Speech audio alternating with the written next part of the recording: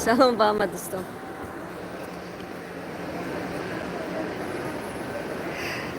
آه. در اینستاگرام درود به برادر عزیز. در اینستاگرام آزمایشی بود.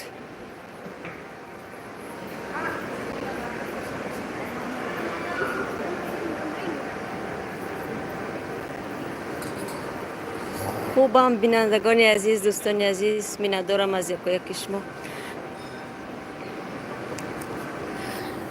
اینجا یکی از مرکزهای تجارتی پراگ است با نام لیتنانی.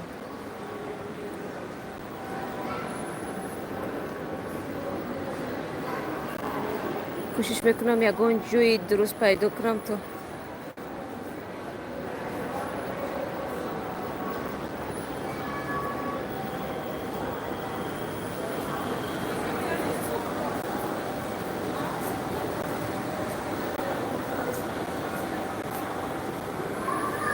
موافق طلب شما دوستانی که خواهش کردید من در روزهای استراحتی بخش مستقیم داشته باشم.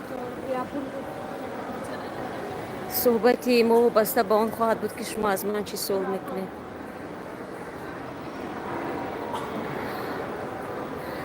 پیش میخواستم به همه شما مینداری خود را بیان کنم به آن مهر و محبتی که نسبت من دارید.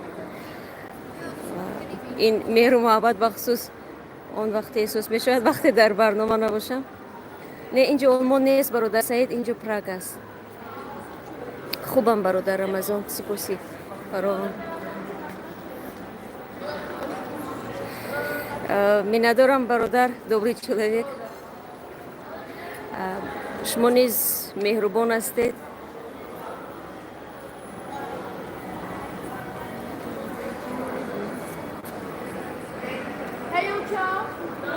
سرودی چی برادر؟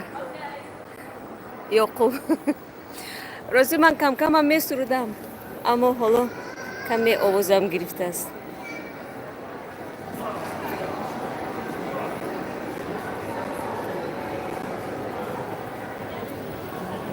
درود به همه شما برادران و خواهرانی که فعلا در این پخش مستقیم همراه ما هستید و به ما پیوستید. شما برای من سوال بدید و من تلاش میکنم به شما پاسخ بدیم. برادر کرامت الله خیلی میخواهم که جای کار پیدا کنم برای شما اما متاسفانه از من که وابسته نیست.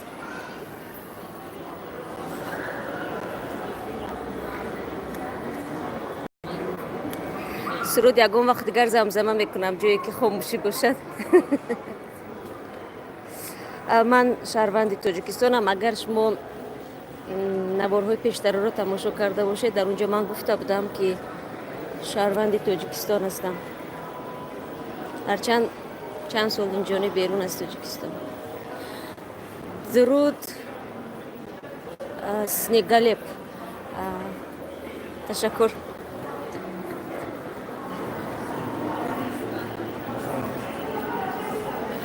من تاجیکستان که رفته بودم. من از تاجیکستان تابستان سال 2016 بیرون شدم و طولی 3.5 سال است که بیرون از وطن هستم. اینجا یکی از مرکزهای تجارتی بزرگی پراگ است با نام لیتنانی که خیلی مغازه های زیاد دارد و طوری میبینید سیرادم هم هست. ولی مرکز سودا است. آب و هوا امروز بارانی است. دیروز خیلی گرم بود، 8 درجه گرمی داشت، هوای بهاری بود و من حس کردم که فردا خنک‌تر می شود و امروز 2 درجه گرم است اما در بیرون باران می بارد. تشکر برادر فاروق. بله کمی سلامتی اجازت نداد که در پخش مستقیم با شما باشم در برنامه، ولی امیدوارم که بازم از روز دوشنبه با شما خواهم بود. برادر حبیب، بله من در دوشنبه به دنیا آمدم. در دوشنبه بزرگ شدم، در آنجا مکتب را ختم کردم و تحصیل دانشگاهی در اونجا به پایان رساندم. بله میفهمم برادر بارانشاه، همه ما غریب هستیم واقعا. احساس غریبی آن وقتی بالا میگیرد از نگاه من وقتی آدم مریض می شود. طوری میدونیم در تاجیکستان چون خیش و اقربا همه در پیش است و وقتی در غریبی آدم مریض می شود بیشتر حس می کند که آدم وطن جای خوب است.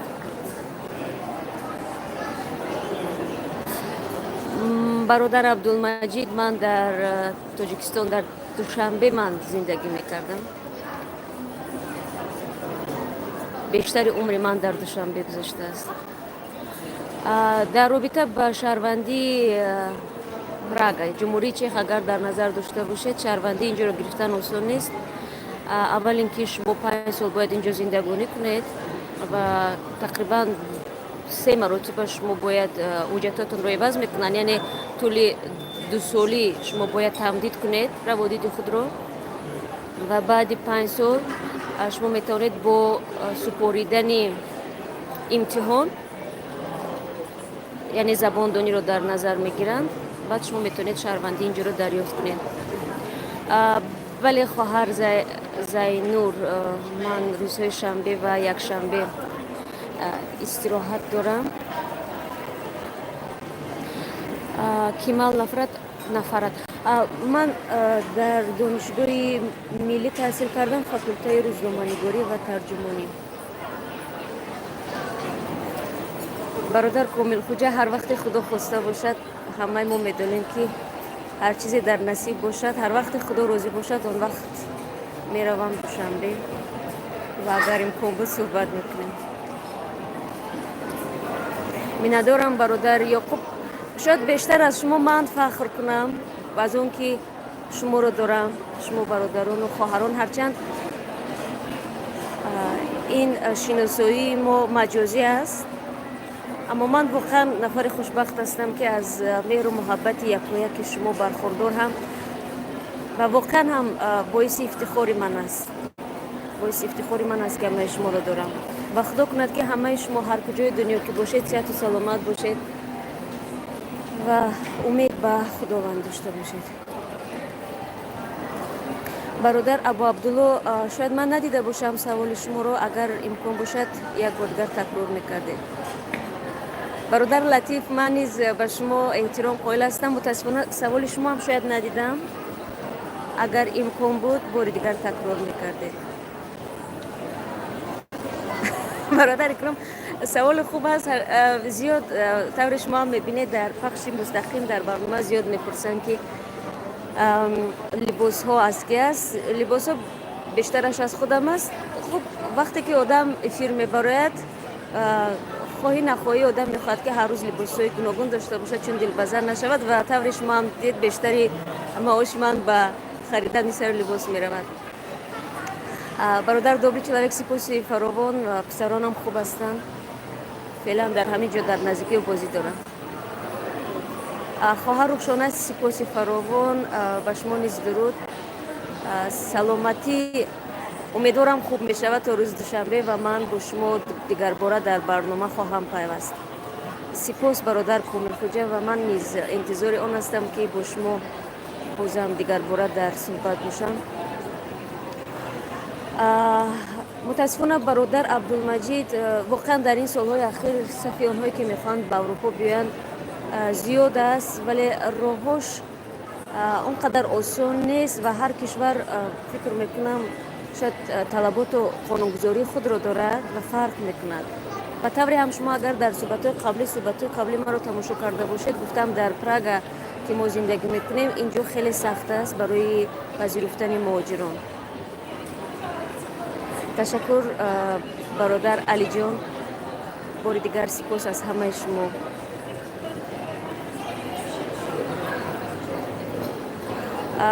برادر فریاد بی صدا، برای چی در کدام پخش مستقیم؟ امروز با شما که هستم در پخش مستقیم. من از خواهر زینور خال و شما رو بینیاد دوست می‌دارم. درود برادر عبدالستار. خوب، شما سال 1999 اگر ختم کرده باشید، من سال 1999 داخل شدم. برادر کیمال، миннатдорам бародар Латиф. ман низ дар симои ҳар яки шумо бародару хоҳари худро мебинам. сипосгузорам эради намедонам писар ҳастед духтар ҳастед. бародари икром инаш махфӣ аст, чун мо ҳақ надорем маоши худро. шумо ҳам медонед ки як талаботи вақти шумо ба кор медароед, як талаботи қарордоде ки шумо имзо мекунед, ин эълон накардани маош аст. айни ҳол дар Прага ҳастам, дар яке аз марказҳои тиҷоратӣ бародар Саид Акрам.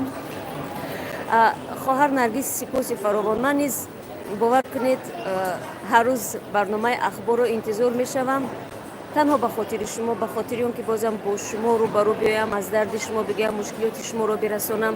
ва хеле хушҳол аз он ҳастам ки дар аксари маврид он мушкилоти шумо ки дар барномаҳои мо инъикос карда мешавад нишонрас аст ва аз тарафи мақомот дида мешавад ва аз пайи ҳалли он мешавад. ташаккур бародар ҳакимҷон. бародар Дарвозшоҳ, мо дафтари корӣ дорем дар Душанбе. шумо агар бинои созиданиеро дида бошед, инам маркази тиҷоратӣ аст. шумо метавонед дар унҷо ҳамкорони моро пайдо кунед. ташаккур бародар, шукриё. шумо низ беҳтарин ҳастед, бовар дорам. сипос бародар Мансур. лутф доред бародар Абдусатор.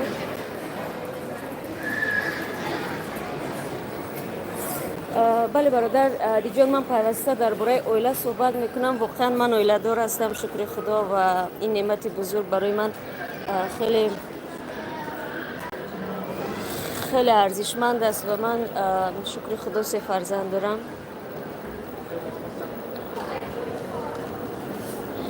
бале хоҳарухшона аз Тоҷикистон ҳастам. тоҷики асил.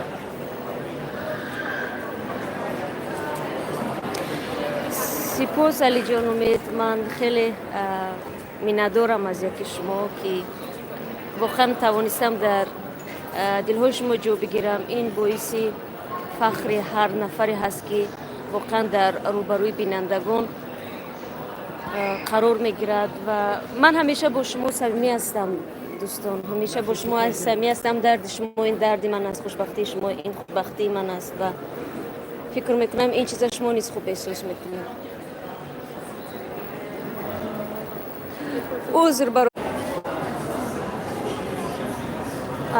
узр ин алоқаканда шуд.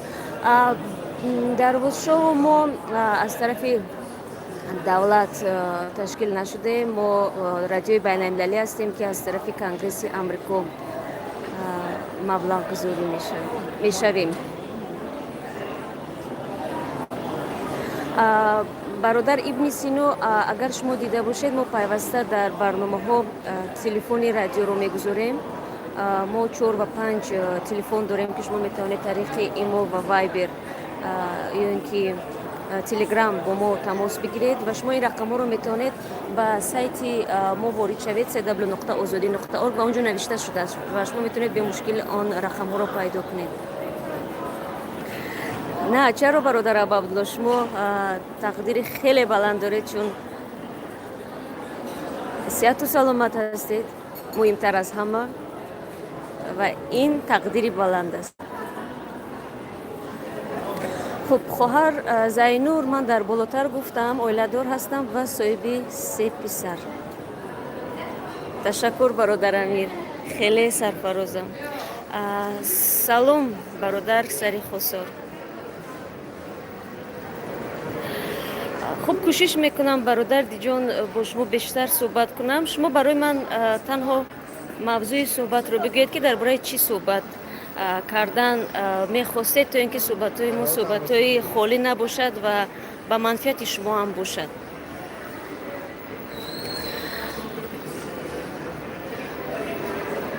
ман зодаи шаҳри Душанбе ҳастам, бародар икром.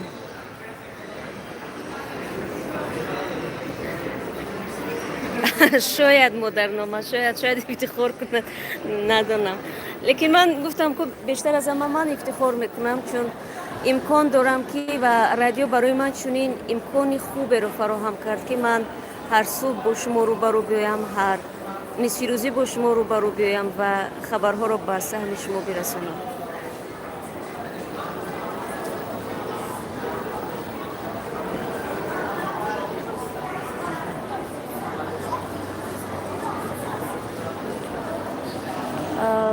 бародар алиҷон, агар зиндаву саломат бошем ва агар худо насиб карда бошад, умедворам рӯзи душанбе маро хоҳед дид.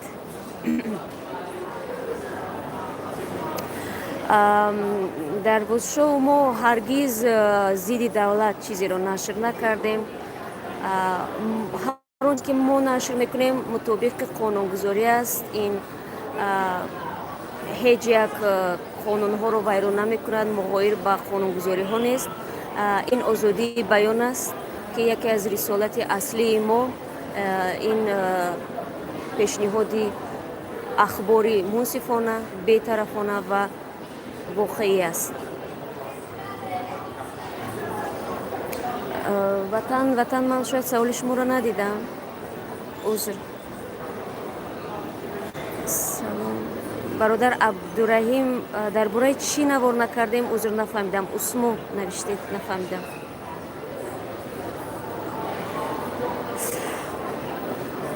мутаассифона бародар Фаррух, ҳарчанд мо низ интизорем ки дар бораи муҳоҷирон ягон хабари хуб бошад дар бораи патент, ҳарчанд таври шумо ҳам хабар доред дар ин бора мақомоти ду кишвар Тоҷикистону Русия бори дуюм ҳам мулоқотҳо доштанд, ҳам дар бораи патент ва ҳам дар бораи бахшидани он муҳоҷироне ки ҳаққи вуруд ба Русияро надоранд. хуб, мо ҳам мунтазирем ки кай Русия воқеан тасмим мегирад ки ин иқдомҳоро амалӣ кунад. салом бародар Абдураҳмон. ташаккур бародар алиҷон. ман низ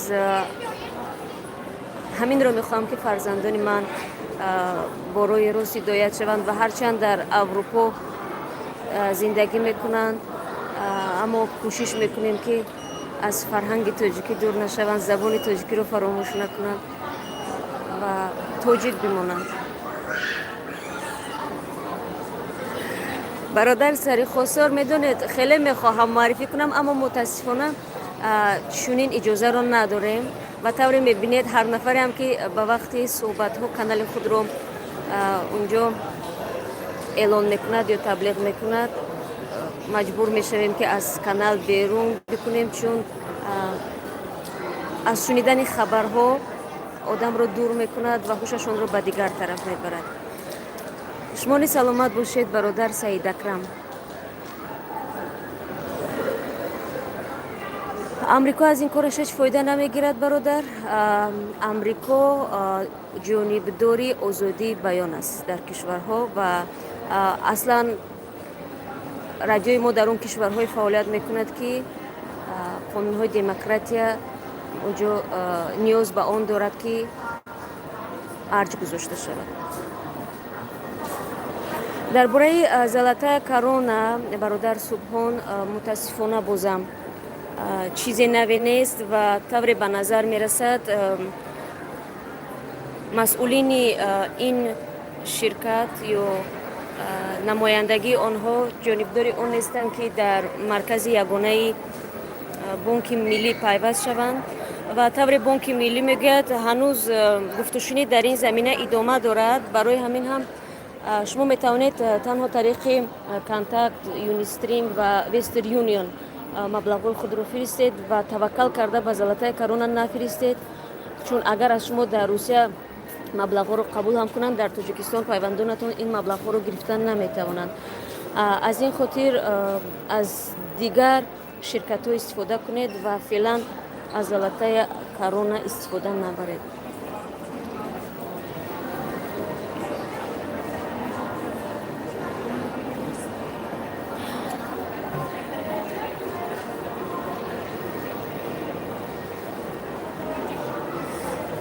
миннатдорам бриллиантовая рука. хеле хушбахтам ки муҳаббати ҳамаи шуморо сазовор шудам. радиои озодӣ дар аксари кишварҳо ҳаст бародар, бо забонҳои мухталифи дунё хабару гузоришҳои худашро пахш мекунад.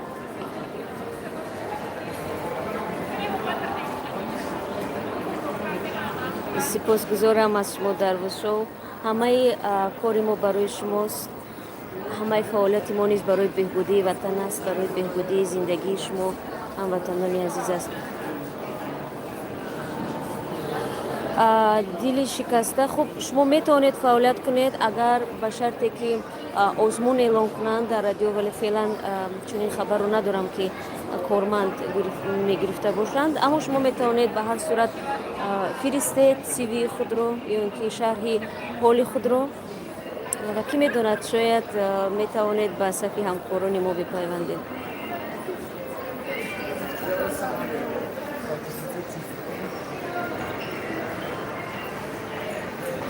خیلی خواستم یکان جای آرام رو پیدا کنم که با شما صحبت کنم، اما خیلی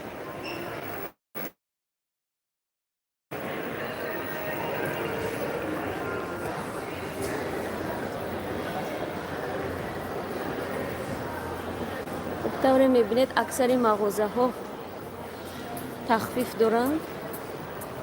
بعضی مغازه ها تا 70% مالشون، اگر حالا منو میبینید 70% است. تخفیفی زمستانه است. برخی شما شکایت میکنید که کاش که در تاجیکستان هم همین تخفیف باشد. امیدواریم که آموزنده خواهد بود برای صاحبکاران تاجیک، از آنی که مال و کالایشان در انبارها خواب میکند و نرخ‌های بلند دارد به سودا نمیرود. من اینجا اگر شما بینید بپردش تا 70% نوشته شده است. بهتر است که تخفیف کنند، هم مال به سودا میرود هم تجارتشان. سلام برادر عبدالرحمن به شما نیز. درود برادر مسلم. برادر магомедов اینجا پراگ است، یکی از مرکزهای کلانترین تجارتی. تقریبا 3 آشیانه دارد.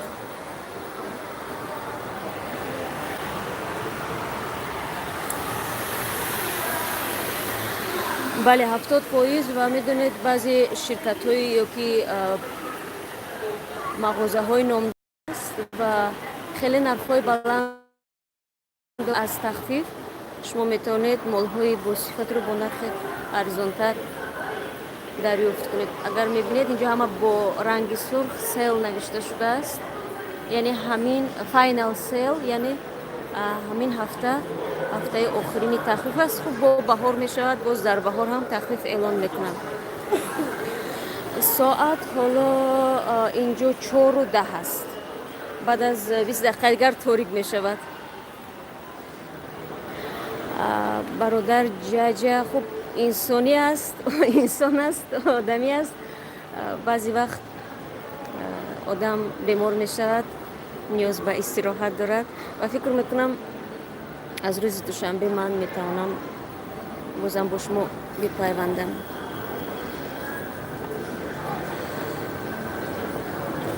من چگونه راه یافتم به رادیو آزادی؟ من خیلی بر وقت راه یافتم برادر درویش شو. بازم تکرار اگر شود، در 2 هفته پیش من در پخش مستقیم به همین سوال هم پاسخ داده بودم.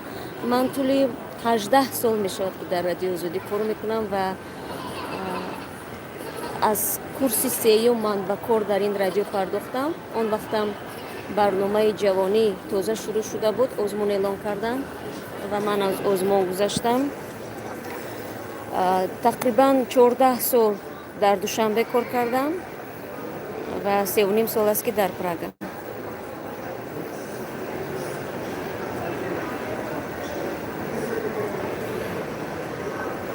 چخیل بر پراگ راه یابید برادر؟ خب این نمیدونم، اگر توانید که اجازه یا که روادید کاری بگیرید شاید توانید راه یافتن، یا که اگر میخواهید که زبان آموزی کنید در یگان دانشگاه تحصیل کنید، اون وقت شما میتوانید به این دولت راه یابید. خب برادر جان، امید که دیگر نرخ نیز پست میرود. به هر حال طوری میبینیم روبل روسی طول 1 ماه اخیر بلند شده ایستاده است و اینم به منفعت شما مهاجران عزیز است. توجیکان در پراگ متاسفانه چندان زیاد نیستند. شاید دانشجویان هم باشند، دانشجویان از روی شنید من هستند، نه چندان زیاد.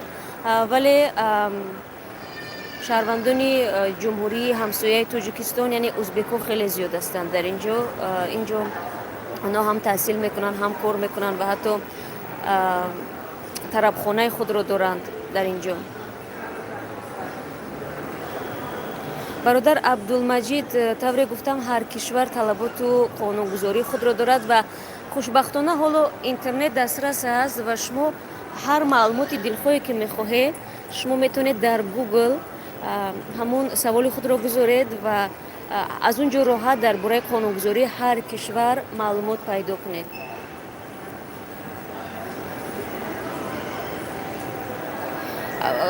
های تیجه چرا چنین امکانیت ها هستند، چنین برنامه ها هستند، تنها طوری گفتم در اینترنت جستجو کردن در کار است. چنین امکانیت ها وجود دارد که شما میتوانید آمده اینجا معلوماتی دوم بگیرید و تاجیکای ما هم که هستند در اینجا دانشجویان اینجا آمده زبان آموزی میکنند در فاکولته های مختلف اینجا دانش می آموزند و بعضیشان همینجا میمونند و صاحب کار و زندگی خود میشوند.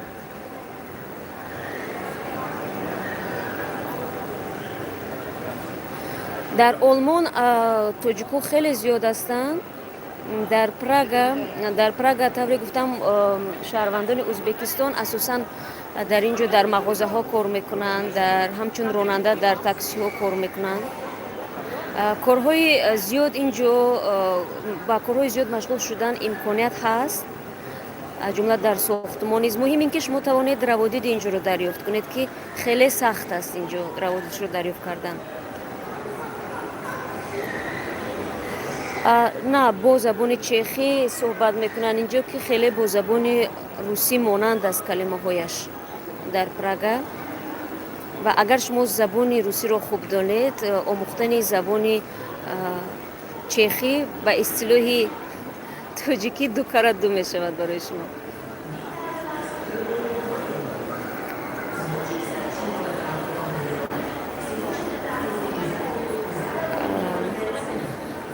برادر دوست مراد به این نمی شود بعضا.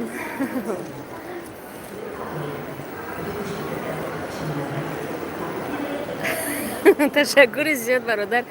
دوباره چلاک فکر میکنید اجازت میدین برای شما شدن با چنین نام. بله به فرق از 10 سال پیش اگر بگیریم حاضر یک اینترنت خیلی کاری مردم رو آسان کرده است و خود من نیست اگر یگان سوال پیدا شود شما از قربی از اور شروع کرده تا باد و هوا تا مهمترین معلومات رو میتوانید از اینترنت رایگان به منت پیدا کنید.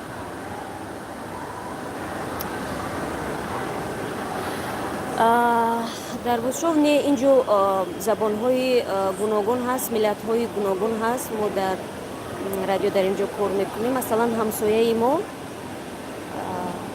از بخش قرغیزی هستند که در روبروی ما کار میکنن، از بخش ازبکی داریم، از بخش قزاقی داریم، روسی داریم، بخش ایران ها نیز هستن، افغان ها نیز هستن. اقلیم اینجا میدونید اینجا افتابش خیلی کم است برادر منصور و ما که معمولا در تاجیکستان کشوری افتاب رویه است و زیاد افتاب خورده هستیم، اینجا برای شما افتاب نمیرسد و زیاد آدم هوایش ابرناک است زیاد و وقتی میدونید وقتی هوا افتابی باشد دل آدم کشاده میشود و شاید همین چیز آدم را کمی هم زیق میکند وقتی دویم ابری است و باران است و هوا گرفته است. لیکن این 2 سال اخیر زمستون اینجا گرم آمد. سال گذشته تنها یک بار اگر خطا نکنم برف باریده بود. امسال باشد برف نباریده است. یک بار برف باریده بود تقریبا 15 دقیقه که بعد اون دیگر نبارید چیزی.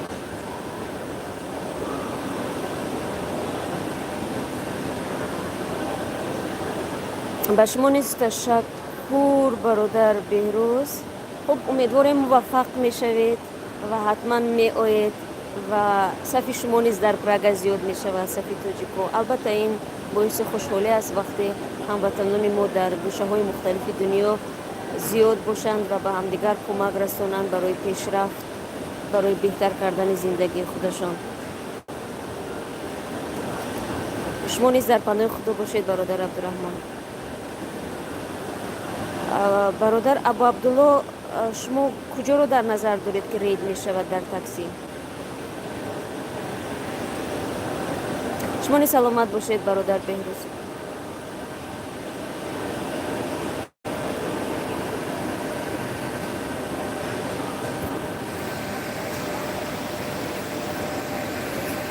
سلام برادر بورتیجه، اینجا صحبت آزاد است.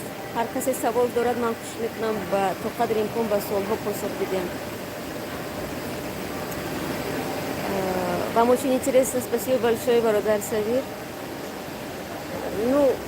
من چی بتونم برای شما نقل کنم درباره زندگی اویلوی درباره خودم؟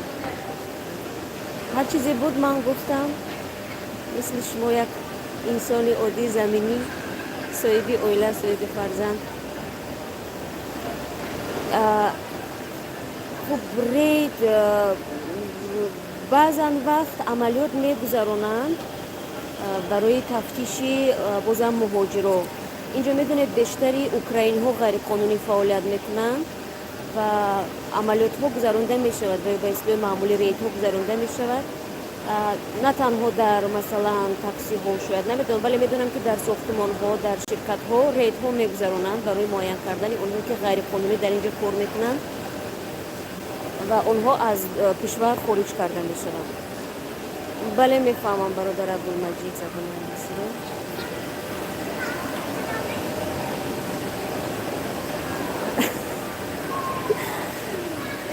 بوریتیجی مخصوصا چی میخواد من نقل کنم برادر درباره زنگیری؟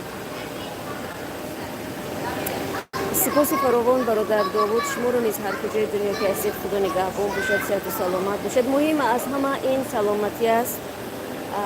دیگر همه چیز می شود و باور داشتن به روزهای خوب و آنی که همه آرزوها عملی شونده هستند. تنها تلاش لازم است، تنها باور کردن لازم است که روزهای خوب در پیش هستند و اگر آرزوی دارید هرگز ناامید نشوید و هر نیروی دارید، هر توانایی دارید برای رسیدن به آرزویتان پیش بروید.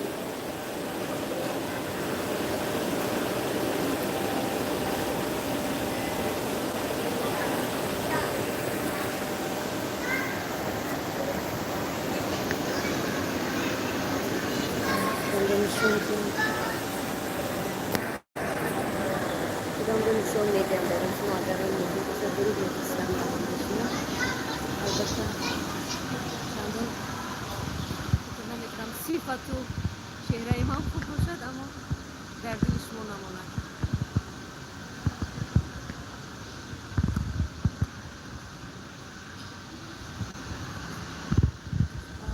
برادر جان، وابسته به تماشای سیوز هنوز حرفی نوی نیست.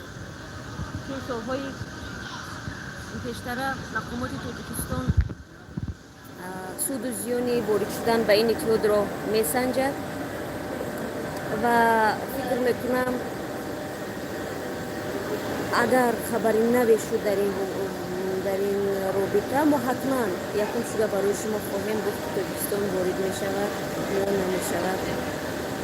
سپاس به همه شما. تشکر برادر رادیو.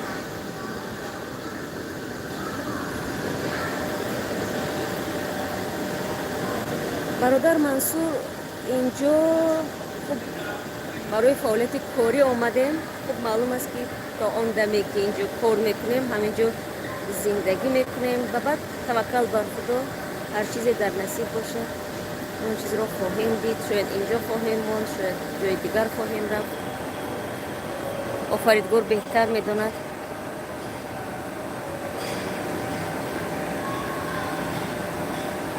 شاید بدهند برادر کمال، واقعا این موضوع رو نه آموختم، لیکن خیلی زیاد هستند که کار میکنند اوکراینی ها در اینجا و اگر شما مثلا به مغازه ها هم بروید به حیث کثیر خیلی زیادن که کار میکنن در اینجا، در ساختمان ها کار میکنن و اون کارهایی که اصلا مردم چیخ مثلا ببینید اگر در روسیه روس‌ها نمیخوان با کارهای سیاه مشغول شوند، در اینجا هم چیخ‌ها نمیخوان با کارهای سیاه مشغول شوند و معمولا این کارها رو اوکراین‌ها انجام میدن. خب برادر ابو عبدالله کار در همه جا دشوار است، در همه جا طلبات خود را دارد. خب اگر قانونی فعالیت کنه معاشش خوب است اینجا، معاش خوب میدهند. خب شاید مناسبت نسبت به روسیه فرق کند، مناسبت اینجا تماما دیگر است. اینجا تو از کدام ملتی نمیبین. خوبم برادر محمد، سپاس فراوان، امیدوارم شما نیز خوب خوش باشه. بله گرفتم برادر آواره عشق زنده باشه. برادر بوره خدا نصیب کرده باشد اگر روز دوشنبه بازم با شما خواهم بود، خبرهای آخرین رو به سهم شما میرسانم. اگر زنده و سلامت بودیم تا اون روز خدا خواهد.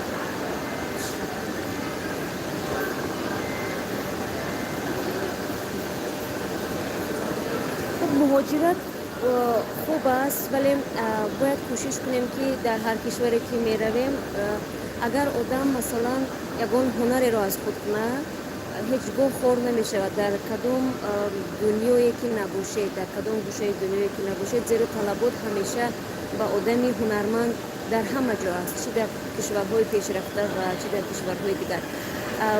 از همین خاطر اگر هر قدر میتونید هنری بیشتر را از خود کنید، این به منظورت شما خواهد بود.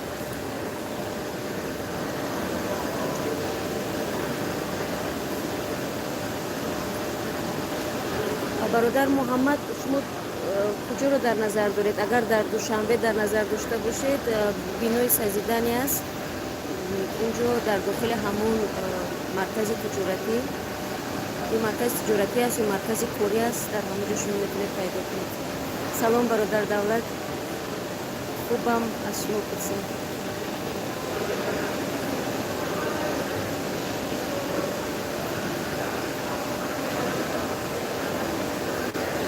زنده باشید برادر. آنی که حالا هم صحبت میکنم به خاطر شما هست، زیرا روز گذشته زیاد برای من نوشته بوده چندی از شما که میخواد من در بخش مستقیم با شما صحبت کنم و نخواستم سخن شما رو در زمین گذارم چون و هر سوالی که داشته باشید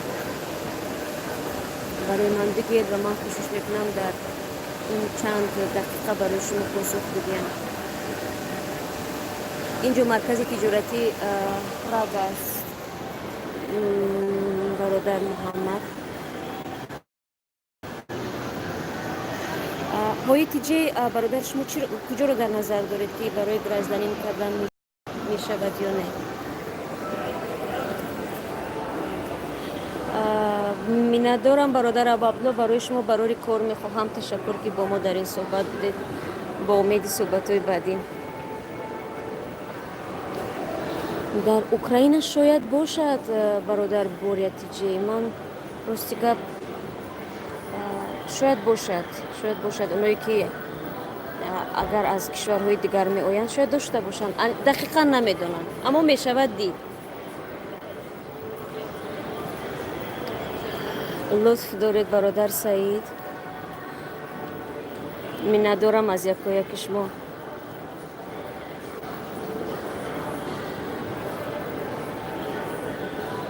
خب در هر دولتی که کار میکنید هر مهاجری که میرود پتنت رو کن نمیدونم اما انداز حتمی است. مثلا انداز اگر مثلا در همین جمهوری چک رو بگیریم قریب نصفی معاش ما برای اندازی اینجا می رود، یعنی ما انداز اینجا رو می سپاریم، تقریبا نصفی معاش ما می رود.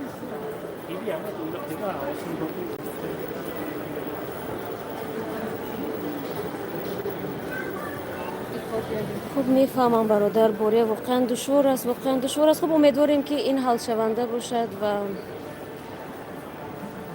مشکل پتنت حتما برادر تاج‌الدین.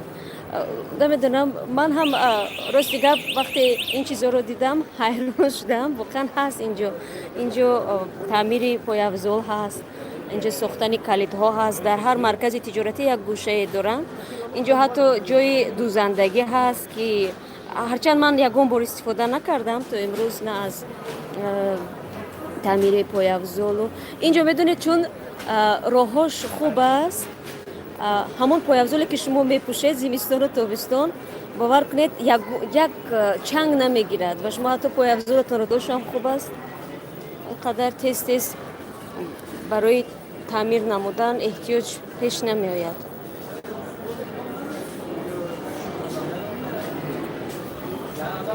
خواهر جان زنده باشید، میندارم از شما و باعث افتخار من است.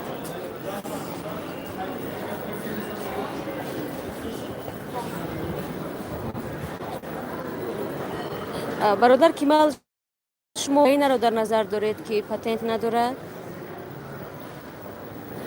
هم بله برادر سهرابای اگر خطاب نکنم، کمی سیرگشت و صحبتی آزاد. حتما خدا خواهد اگر گرمی شود کوچه ها برآمده با شما صحبت میکنم.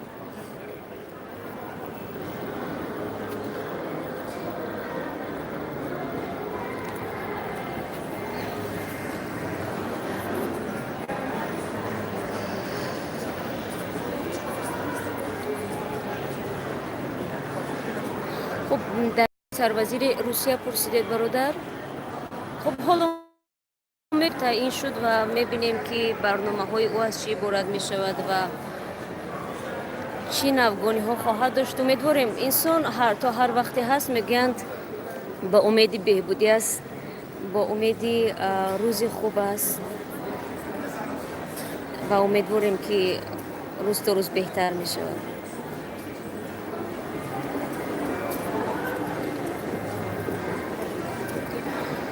خب زیاد صحبت کردیم و فکرم شما هم خسته شدید و تشکر میگم از هر یک شما. برای من خیلی جالب بود به سوال شما پاسخ دادن و اگر امکان شد بازم با شما صحبت خواهیم داشت روزهای بعدی. شما هر سوالی که دارید آماده کنید، از روی امکانیت کوشش میکنم به سوالهای شما پاسخ بدهم و بار دیگر میگم هر کجای باشید صحت و سلامت باشید. زنده باشید برادر. باره تقریبا چقدر شد؟ 45.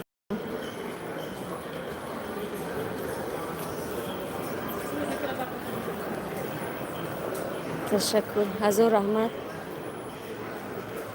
این چشمان شما از که زیبا میبیند. من ندارم از یک شما. فهم اوکراین رو خوب است. پس من دوستان عزیز برادر کمال به شما پاسخ داد. یک میدان خوبی هست که شما هم میتوانید هر نفرتون که در هر گوشه های دنیا هستید مثلا سوال بدید و هر کسی که میداند میتواند پاسخ بدید و صحبت ما بیفایده نیست. فکر میکنم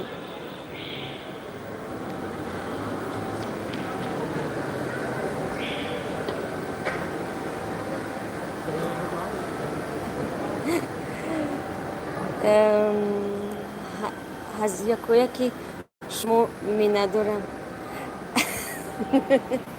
برادر که خوب چی دیگر بگم.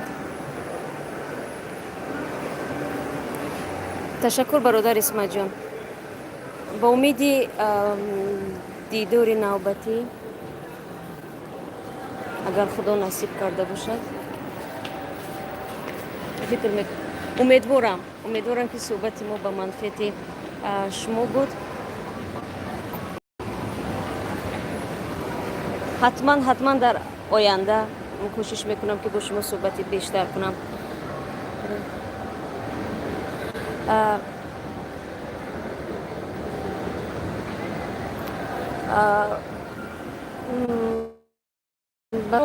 این معلوماتی که شما دارید که باید حتما شهروند امریکا برای امریکا رفتن آیله‌دار باشید از کجا است؟ تو جای من میدونم چندان واقعیت ندارد. چرا اون دانشجویانی هست که اونجا میرن تحصیل میکنن، نفرایی هست که آیله‌دار نیستن ولی در اونجا کار و زندگی دارن.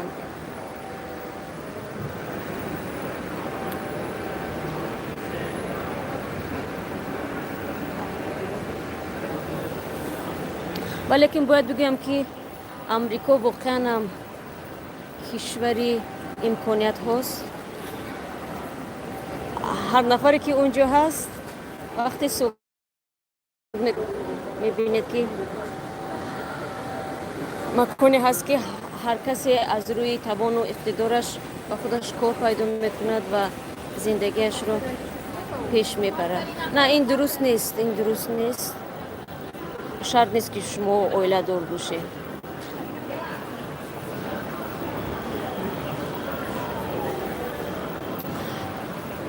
خب خدا پاچه از برادر عبور عشق هر وقت خواستید برایم نویسید و من با شما دیگر باره روبرو میشم. زنده و سلامت باشید و تا دیدار.